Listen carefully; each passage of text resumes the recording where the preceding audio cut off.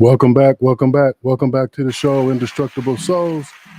It is Sunday, April 10th, and we're back. Once again, my name is Jonathan Beauregard, your host of Indestructible Souls, the podcast for mental wellness for African American men and boys. Before we get into part two of trauma bonding, don't forget you can follow me at YouTube. Please go to the page, subscribe, the notification button. Also, you can find me on Facebook, Twitter, and Instagram. You can also find the private practice at beauregardtherapy.com. So we're going to get right into it. Once again, I want to thank you for continuing to support the show. You know, feedback is always beneficial. And a lot of people have been, sending me comments or whenever I talk to them and they're giving the feedback on the show. And I think that it's good for me, for one, to know that the information is needed, to know that the information is useful, because I want the format to be useful for everyone and be useful in your daily lives. So once again, this is Indestructible Souls. I am your host, Jonathan Beauregard, and we're going to get into part two of trauma bonding. There are so many people in various relationships, and keep in mind, most of us think about toxic relationships when it comes to obviously romantic relationships, but you can also have a toxic relationship in families, whether it's brother and sister, mother and daughter, father, son, and so forth. And so, working with kids, working with teenage kids in the school setting, and then also in the private practice, I often see how we become susceptible as adults to trauma bonded relationships because so many of our families experience, or so many of our families perpetuate trauma bonding, or how could I say, controlling relationships to control children's behaviors, how we respond to emotions when it comes to kids, and different things like that. So when we venture out into relationships, then trauma begins to look and feel normal, even though it's uncomfortable. So that's just a little side note, a little footnote. But I want to get back into the essence of trauma bonding, and we're going to talk about how it affects the thought process, but then also talk about how to get yourself out of a situation. Now, before I get there, let me say this. This topic, or the last couple of episodes, isn't about destroying relationships, but it is about getting yourself out of unsafe situations.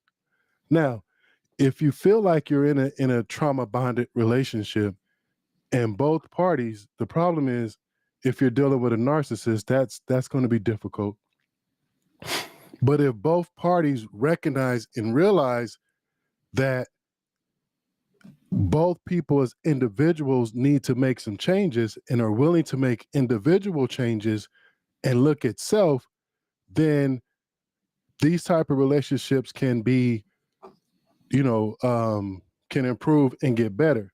However, if you find yourself in a situation where a person doesn't even recognize their behavior and continue to be abusive, then it's going to be very tough to get out of it, very tough to improve that situation, and then leaving may be the only option. So let me recap the first show real quick. So what is trauma bonded? So being in a trauma bonded or toxic relationship is being in a relationship where the abuser has control of, or attempts to control your emotions, attempts to control your goings and all that other stuff. But mentally, when we talk about being in a trauma bonded relationship, we're in a relationship with a significant person that we love and care about, but the bond that keeps us there is because the same person that tells us that they love us and care about us is the same person that's creating and implementing or inputting the trauma through various means. Most often it's through psychological means. It could be also physically abusive, emotionally abusive, but it's this person who applies love on one hand, or a situation where you feel love and connected to a relationship, but it's the trauma, it's the abuse that tears us down.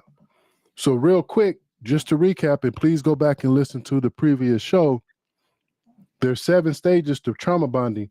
One is love bombing, which means you get into a relationship and there's just a lot of love off the rip. Then from there, we begin to develop a trust, but then that trust becomes more of a dependency, right, on the person. Then here comes the criticism. You're no good. You're not good without me, and that sort of thing. And then here comes the gaslighting, and then the control, then the loss of self. And when you feel like you lose yourself, then there becomes this sense of addiction to the other person. And then you struggle to get out of this situation. You struggle to even recognize or begin to accept abusive behavior, and you accept it as love when it's not love and it's pure abuse. So let's move forward into part 2.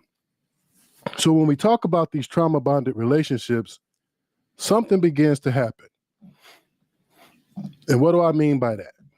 So one of the things that I see often is when I have people come to private practice and they're looking to fix their relationship, and then they lay out all of these behaviors. They lay out all of these abusive behaviors. And then on the flip side, they begin to defend the person that they're in this relationship with, begin to defend their will. They begin to make excuses. They begin to support their behavior. They begin to even go to bat for them. So one of the things that this is most related to is what we call Stockholm syndrome, right? So when you look at Stockholm syndrome, so there was a situation in Stockholm, Sweden, where there was a bank robbery, and for 7 days, I believe, these bank robbers held these hostages for like 7 days, right? And so what happened over the 7 days, the victims or the hostages began to identify and began to defend the bank robbers and the captors, right? So over time, they went from a place of fear, of being fearful that they were going to either be killed or harmed or whatever. And then over time, because not only did these bank robbers threaten to kill them, threaten to harm them, but then also showed them kindness, they began to identify and empathize with their captors. And some of them even refused to testify against them and assisted them with the escape, and even went to court and all this other stuff to testify on their behalf. Does this sound familiar? So when we look at relationships or domestic relationships and things like that, what begins to happen? So a lot of times what we see in these domestic relationships is, even if I'm being harmed and I call for help, what do we see happen? We see the victim turn on the person that came to rescue them, to defend the abuser. So it's the same thing that happens with Stockholm syndrome. So to best describe this is that people who are in these trauma bonded relationships begin to identify and support and empathize with the person that's causing them harm. And when we talk about over a period of time, people begin to believe that their only way of surviving is to give in to the abuser, to give in to the captor. And so what happens? we already talked about it, and we're going to talk about it more today, is a loss of self. So when we have a loss of self and we sort of surrender to our captors or surrender to our abusers, it's a form of what we call Stockholm Syndrome. And so what happens is, so how does Stockholm Syndrome work, right? So one of the things is, the first thing is fear. So there's a fear of, I'm going to be harmed, I'm going to be abused, I'm going to be hurt, right? And then what begins to happen is, now I go from fear, and then now my captors have to isolate me. So if you notice, in a lot of abusive and trauma bonded relationships, the narcissist or the abuser, if you will cut you off from family and friends. They will try to dictate and determine who you communicate with and who you can be around. I've had people come where, sometimes people will come and they think they're doing a good thing, or it's the victim that's causing the distress in the relationship. And what happens is, because, they can't go around their family caused too much drama. But the reality of it is that they're trying to isolate the person. So now I'm scared of you, I'm fearful, and then now I'm isolated from anybody that's going to talk some sense into me, anybody that's going to support me. Yeah, you could go to work, but I'm going to control who you talk to, what time you come home, who you can go out with, who your friends are going to be. So I'm going to isolate you, or we're going to move away to a town where you have no support. Then what happens with Stockholm Syndrome is we begin to believe that escape is impossible.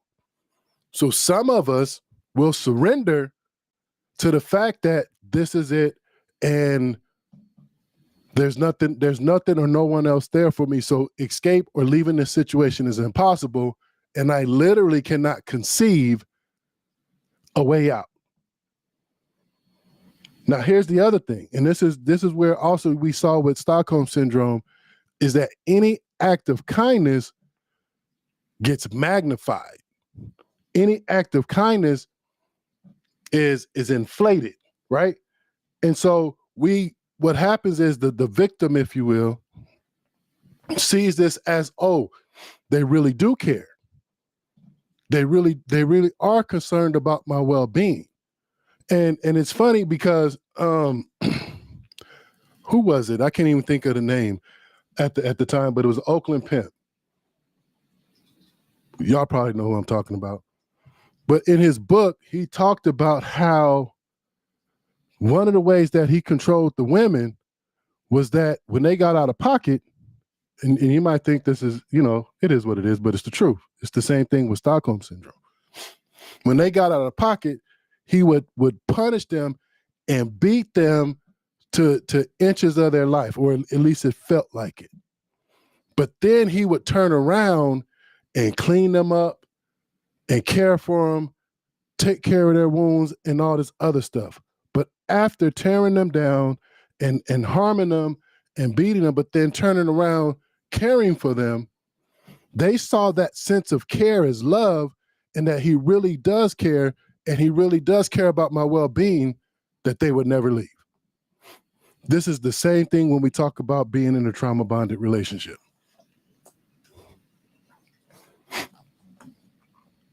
So let's move forward. So when we talk about being in a trauma-bonded relationship, how does this work? Right? So there's 5 stages that happens in accepting that you're in a trauma-bonded relationship. So if you're going to ever change from something, or if you're ever going to fix something, that we got to get into acceptance. So the first thing is we have to realize is there a denial? Are we denying the fact that our relationship is bound by trauma? So that's the first thing. The second thing is we have to admit the reality. So a lot of times people don't even want to admit a lot of times people want to pretend and not even admit the reality of the situation that we're in. Then the next step is preparing to leave. Like I said before, most therapists will not tell a person to leave unless it's a safety issue. Even then, we would have to walk delicately through that process and allow the person to come up with their own safety or exit plan, because leaving isn't just as simple as it may sound, or as simple as a lot of us want to pretend that it is. Because if leaving was easy, we wouldn't have domestic violence court. We wouldn't have all of these systems in place if leaving was easy. So preparing to leave, then there's actually leaving.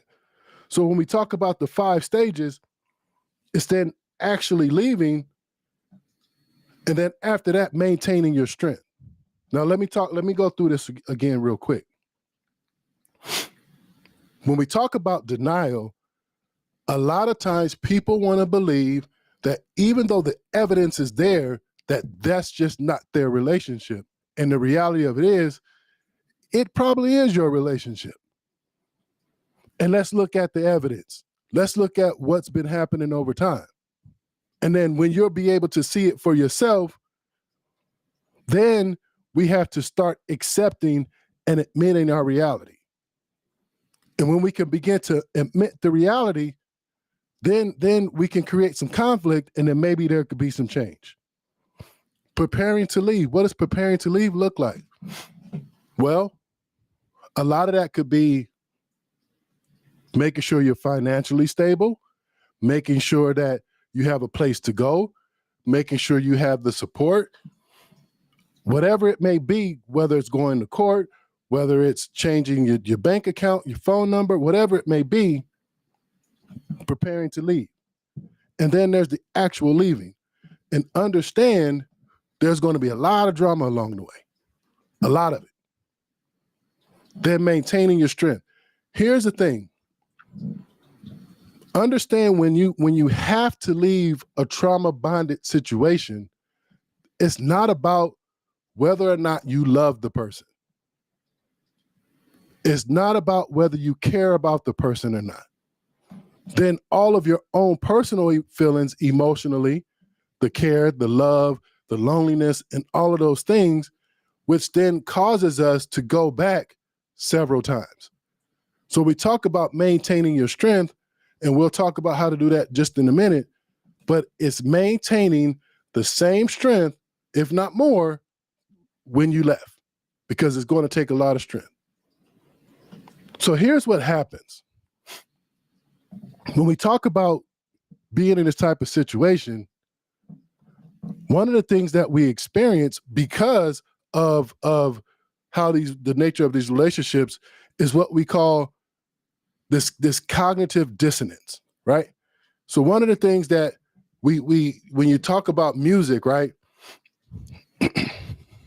One of the things that makes music harmonious is having these conflicting sounds that come together, right? But we also have this cognitive dissonance and we have two conflicting thoughts or conflicting realities in one situation to where now something doesn't feel right. There's this internal conflict. And so when we're in this place of this cognitive dissonance, it creates this emotional confusion. It creates, how could I put it? It creates the confusion, but at the same time, because what I'm feeling doesn't match my reality, or I begin to rationalize things that just doesn't make sense. But this becomes how people are able to cope with their reality when the reality doesn't match how I feel. This is how we begin to cover up for the lies, because we start to create a narrative that doesn't make sense, but we create a narrative that's contrary to the reality in order for us to situation.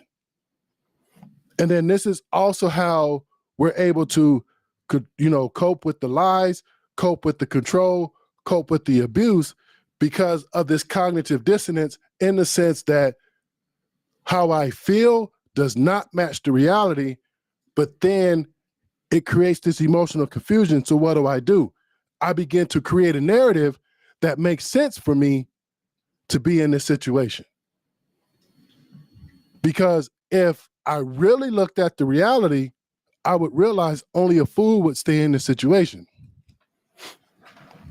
So what happens is I begin to literally, or a person begins to literally go along with this cognitive dissonance to make sense of their situation.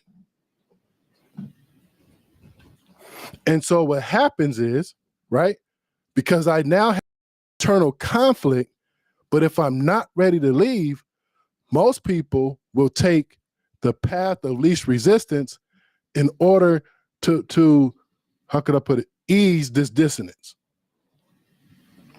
or to justify their poor decisions, or to justify their irrational decision making. And so what happens is, because of this cognitive dissonance, because of the conflict that I'm going through, on one hand, it can be a motivator to change, but then on the other hand, I begin to literally rewrite the narrative so this can make sense. So what needs to happen? So when we talk about pulling ourselves out of this type of situation, now, if we get to the point where we leave, there's a lot of things that need to happen. There's a lot of personal work that needs to happen. Understand that a lot of times people who find themselves in this situation, it is as much as about the victim as it is about the abuser.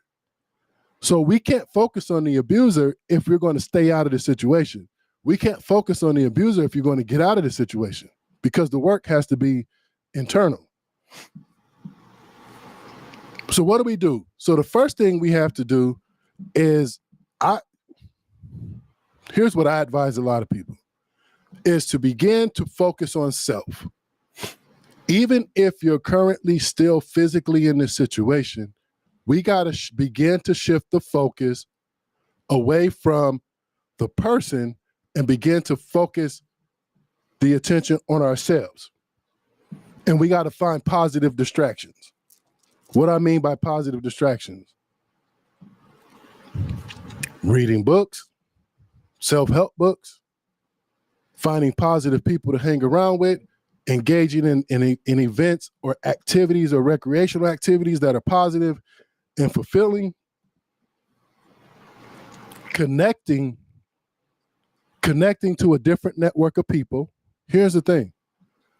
If you've been in this type of situation with this network of people, and I get sometimes people tell you, they give you different advice and you may ignore the advice, but if you've been in this situation with a certain network of people, it's time to find a new network of people. Here's the reason why. One of the reasons why: the people who have been supporting you, you've probably already worn them out. So therefore, they don't have nothing else left for you. And then the other people probably co-sign or aren't good. How can I put it? They either co-sign or they're not the people that's going to help bring you out of it.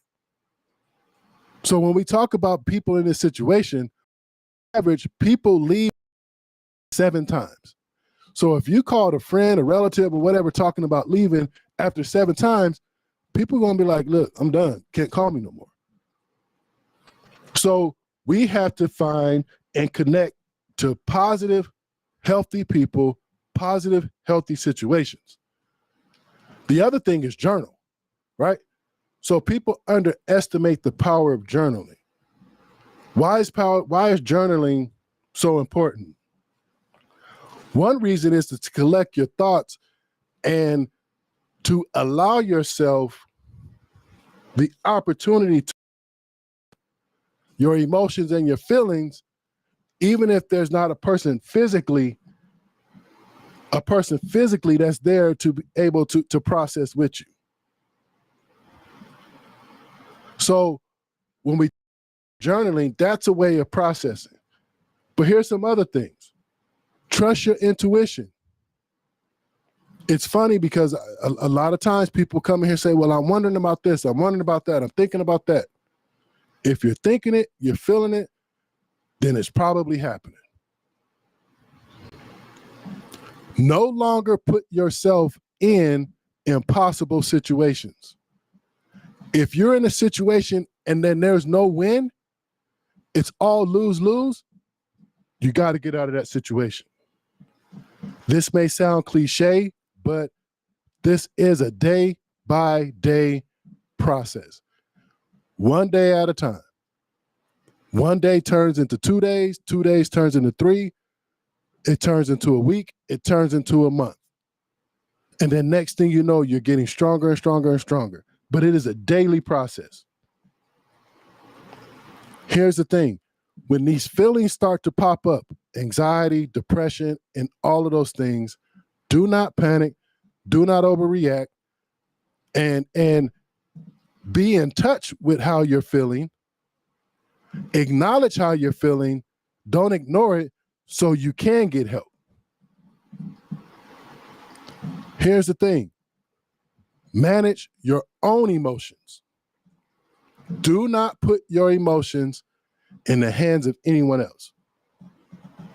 Here's another one, which is huge. Take back your power. Believe in yourself and really practice being emotionally stable, not obsessing, not stargazing, not allowing your emotions and those thoughts to run wild till you get to a point where it's unbearable. Here's the thing. You have to build not just with personal relationships, you have to build relationships that are toxic free. You should not allow toxic people in your life. If they're gossipers, if they love to argue, if they get off on being in the midst of a conflict, if they're important, or the only time they feel like they're important is when they're fighting or at odds with somebody, you don't need them in your life. Here's the thing. We should be able to enjoy life. We should be able to be happy. And yet again, going back to a couple of shows previous, is we have to remain free, and we have to remain free of choice within our relationships. So when we talk about pulling yourself out of these toxic bonds, understand it's a process. When there's a bad day, yeah, it's going to be like a game of double dutch.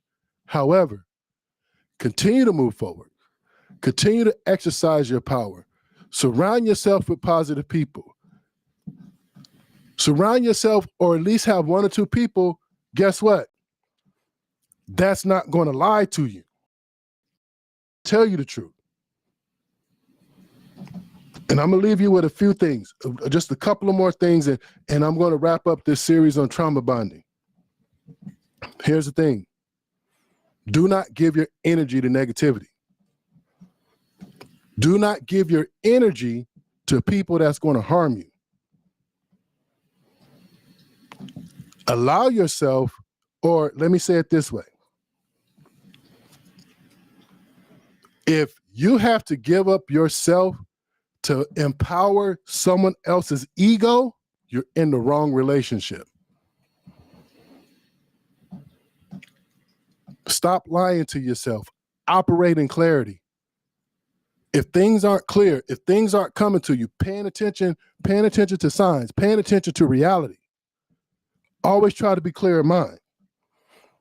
Do not jump in relationships based off of emotion, or based off of, and what I mean by based off of emotion, allowing your vulnerabilities to guide you when engaging in relationships. You're going to find yourself in a bad situation. Here's the thing. Being rational, being logical when dealing with people. Yes, emotions get involved. However, sometimes we got to look at things for what it is. And so when dealing with not this, and here's the thing, this applies to romantic relationships, but this also applies to just relationships with family members and anybody that you come across. Do not allow people to steal your energy. Do not allow people to abuse you to uplift themselves. That's what we're talking about being in a toxic relationship or a trauma bonded relationship. So I hope this is useful to you. I hope this is enlightening for people who are just now getting into relationships or getting into serious relationships and not allowing yourselves to be harmed or mistaking trauma for love. This has been Indestructible Souls. I want to thank you for continuing to support the podcast. I want to thank you for continuing to support Beauregard Therapy. And I'm going to see you next time, and we're out.